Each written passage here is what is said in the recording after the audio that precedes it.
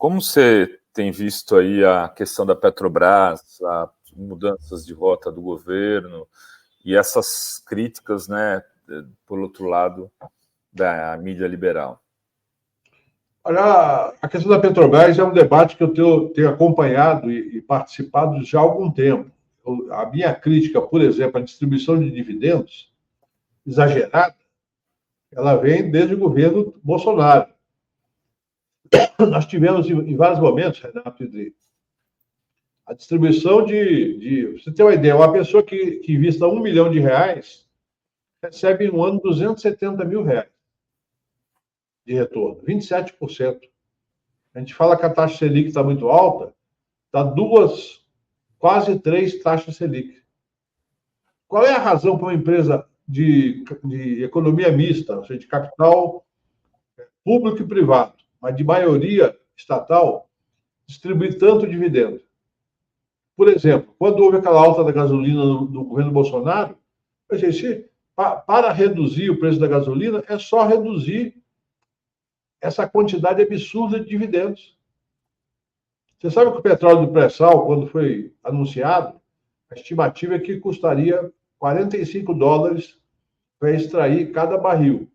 A Petrobras avançou tanto na sua tecnologia que hoje o custo de extração está em torno de $7.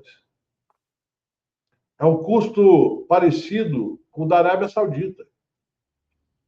Ou seja, há uma margem de lucro brutal. Então, uma empresa que lucra tanto, sendo empresa pública, tem que distribuir dividendos moderadamente e investir boa parte do que ganha em novas modalidades de energia. Eólica, solar, hidrogênio verde.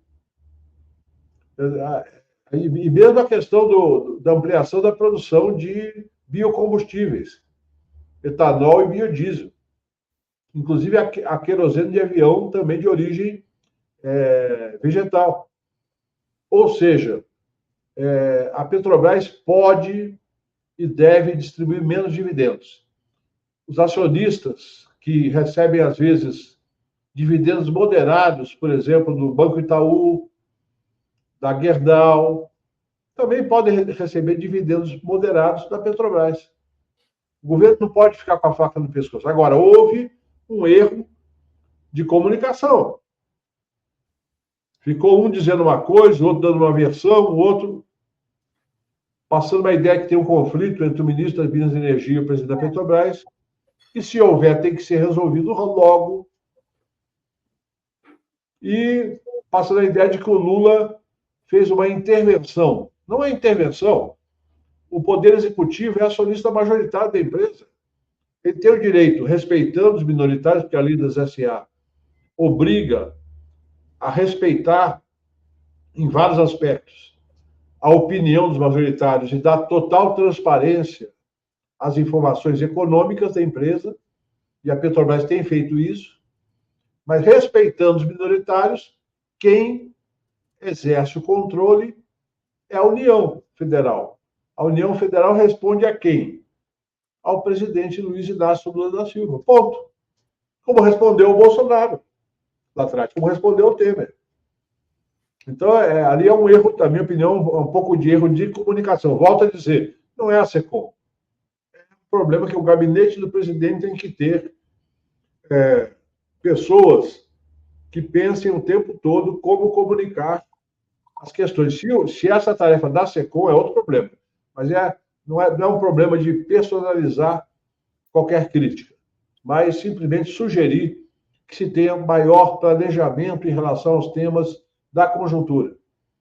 Como aconteceu também com a questão da Vale, com a intenção real ou não do presidente nomear alguém para a presidência da Vale. Isso tem que ser comunicado de maneira clara. E tem que ser defendido. Política se faz com argumentos. Quem tem argumento se defende e enfrenta. Quem não tem, vai ficar simplesmente reclamando da imprensa. A imprensa está aí, existe, e ela é contra o projeto do Lula.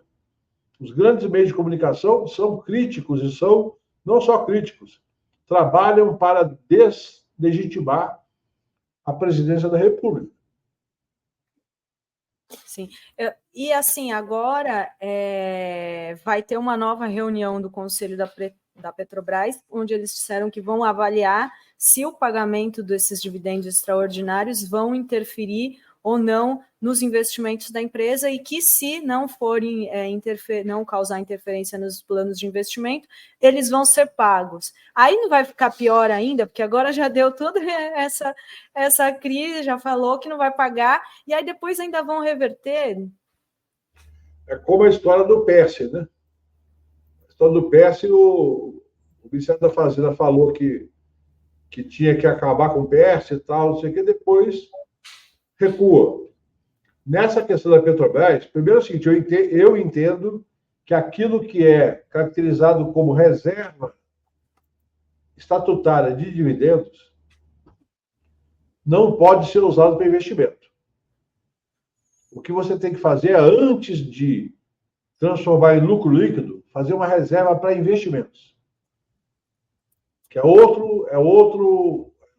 outra rubrica do ponto de vista do balanço de pagamentos, do balanço patrimonial da empresa.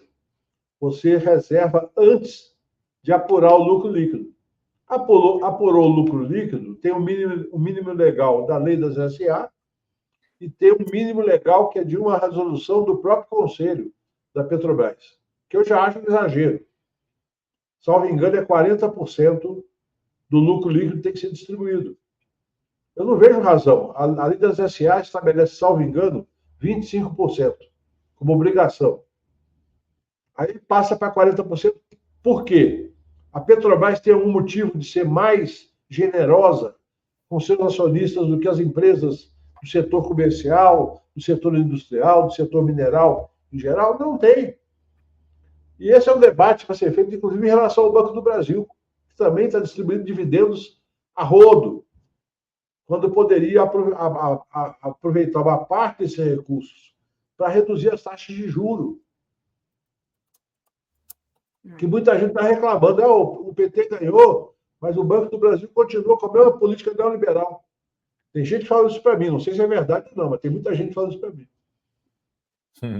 Agora, quem defende, né, essa coisa de ter dividendos, aí, um monte de dividendos, inclusive de empresa pública, diz que isso pode afetar a própria empresa, rebaixar as ações e isso influenciar depois no valor dela e prejudicar os investimentos. Faz algum sentido isso? É preciso ter aí também assim, uma régua de agradar, já que eles estão aí, né, esses acionistas, ter algum, sei lá, outro tipo de... você falou, faltou comunicação, né? Mas, assim, como equalizar isso, né? Para não ficar essa... Porque toda vez vai ser isso, né? Vai ter... E agora, o que eu estou entendendo, o governo Lula vai mudar, o Bolsonaro pagava tudo e agora tudo indica que não. Como equalizar isso sem ter o valor da empresa, sei lá? O primeiro valor da empresa na Bolsa é algo bastante volátil. Por quê? Porque depende, muitas vezes, do como é que está o título de tesouro americano, depende de como é que estão as ações na Bolsa de Nova York. Então, só para dar um exemplo para vocês. O Lula assumiu dia 1º de janeiro de 23. Você sabe quanto que estava a ação da Petrobras naquele dia? Quanto? R$24. Sabe quanto está hoje?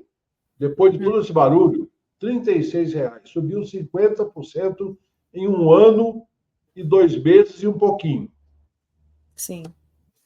Então, quem comprou ações da Petrobras no dia da posse que estava fechada, no dia seguinte, já lucrou 50% em 15 meses. É que a ação chegou até 44 no movimento especulativo. Sabe o que acontece? O mercado acionário é assim. O cidadão que está ali operando um fundo de ações, ou mesmo um cidadão que tenha bastante dinheiro e esteja operando compra e venda de ações, ele vê o seguinte: a Petrobras vai ter a data de pagamento de dividendos, por exemplo, em abril. E tem o que se chamam de Datacom. Datacom é o quê? A última data observada para efeito de pagar dividendos. Então, às vezes, a Petrobras fixa em dia 20 de março a data limite para você comprar ações para ter direito àquele próximo dividendo. Então, a ação subiu rapidamente. Eu acompanho esse mercado de ações porque eu sou um analista. Eu observo com carinho a movimentação das ações das grandes empresas, porque isso tem alguns sinais de mercado. Então, as ações da Petrobras subiram em 2 meses quase 15%. E caíram 10%. E já estão subindo de novo. Esse mercado que muitos chamam de especulativo, porque é especulativo mesmo, ele é parte da natureza do mercado de ações. Entendi. Então, quando a empresa perdeu 50 bilhões, não perdeu 50 bilhões, porque ganhou 150, perdeu 50, então ganhou 100. Então, quem comprou ações da Petrobras em 2023 ainda está ganhando muito além da Selic.